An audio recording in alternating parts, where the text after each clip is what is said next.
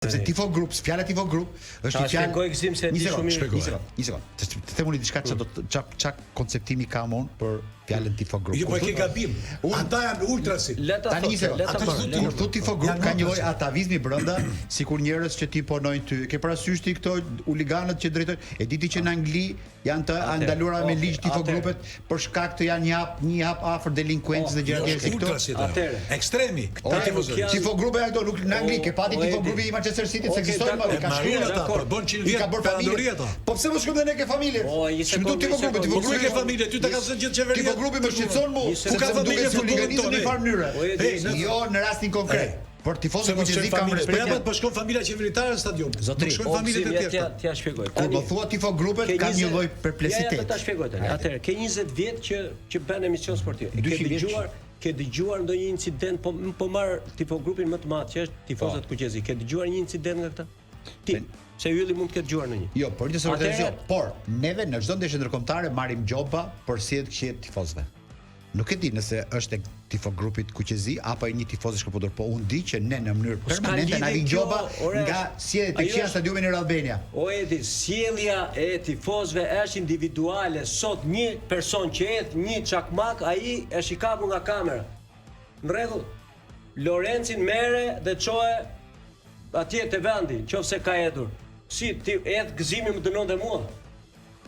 Unë po të pyes, a ke dëgjuar nga tifozët kuqezi një incident të rënd, nga këto që ti thua që janë huligan? Jo, unë mendoj që unë gjithmonë e kam pas koreografinë, e kam pa me shumë kënaqësi. Koreografinë e tifozëve kuqezi. Unë madje në një moment caktuar vdisja edhe për plis na çifte disa që. Po ata janë përjashtuar, dhe zhvancerat janë përjashtuar. Edhe këto i shifja të dyja me koreografi shumë bukura. Më bën përshtypje, nuk kam qejf që mos jenë jashtë stadiumit, me thot vërtetën, se kjo që thua ti shumë e vërtet nuk kemi parë në një incident të çuditshëm nga ata. Nuk di arsyet e kësaj. Arsyeja të shkon mendja vet manush. Që këto duke qenë të organizuar gjërat, të hedhin në parull karshi atyre. Janë të lidhura me tifozërinë e plisave, me ato, janë të lidhura tifozërinë. Parulle. Jemi parull që s'do i pëlqejë Serbisë. Që s'do i pëlqejë Serbisë. Po shikoj ç'a ndodh. Neve dënojmë masivisht kur flitet kur kërcënohet Serbia. Kurse Serbia vet nuk e mbyll gojën Djokovicit për të thënë Djokovic për të bërë politikë tani. Tani të them diçka. Në stadiumin ton, falju se në Beograd para 10 vjetësh kur luti Shqipëria atje, serbët në kor, jo tifozët, po gjithë bashkë thonin vritini shqiptarët. Tifozëria jo kuqezi do thonte nesër në stadium vritini serbët, mendoni që po? Jo. Atëherë është një gabim që janë hequr nga stadium. Ylli Aga, çfarë ide ke për këtë? Me që përmend. Edhe më fal Ylli, një pyetje. Sa shumë pas sa fol sot. Jo, një pyetje. Kur serbët than në kor vritin me au ndaluar në një ndeshje Martin Atkinson asnjë sekond që ka ndaluar. Ajo është për kryer. Jo, po du të them, ajo është egzageruar dhe unë nuk do doja që nesër një tifoz shqiptar dalë të vritin. Asnjë se bën një tifoz. Ylli Aga.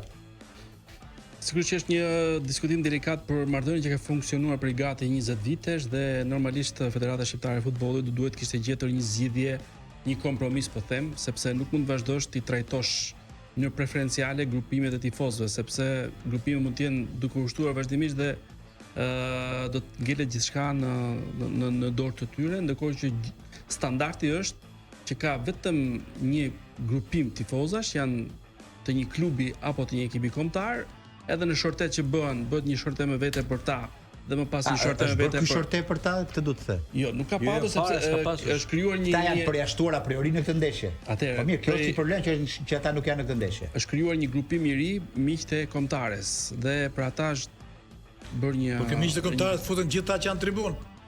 Jo, miqtë e kombëtarës gjithë ata që kanë ndeshje për ndeshje. Ka miq më të ngushtë ata? Ose në vendet ku ka kombëtarë në gjithë, po pjesa e tifozëve është pse duhet të shkrijmë në grupin tonë. Tifozat kuqezi kanë një strukturë të veçantë me një, unë mendoj që janë si në shoqat se aty është Marin Mema. Janë 2000 anëtar. Është shoqat që funksionon me një lloj disa rregulla. E di pse po flas pak më shumë se isha në një emision me një nga këta, me kryetarin e isha i ftuar edhe e dëgjova me ai një nga Jarova emrin. Po nuk se pyet ata nuk isha për kuriozitet thashë do të di çfarë po thuaj ti drejtor banke, thuaj drejtor banke. Jo, ç'është tamam për ta ditur. Ai shpjegonte kështu dhe mua këtu s'më pëlqen. Çfarë shpjegonte? Ata përgjigjja që ishte dhënë nga institucioni i federatës që thoshte që në këtë ndeshje nuk ka bileta për ju, sepse ka kërkesë shumë të lartë dhe nuk ka. Okej. Dakor. Ne mund t'ju japim 2000 sepse aq janë ata, po ne mund t'ju japim 200. As dan 0? 0. I kanë përjashtuar pra Po si mendon ai pse kishte përshtuar? Çfarë ide kishte ai për përshtimin e tyre? Ai ishte shumë radikal te ato që thoshte se unë doja ta besoja ai shumë.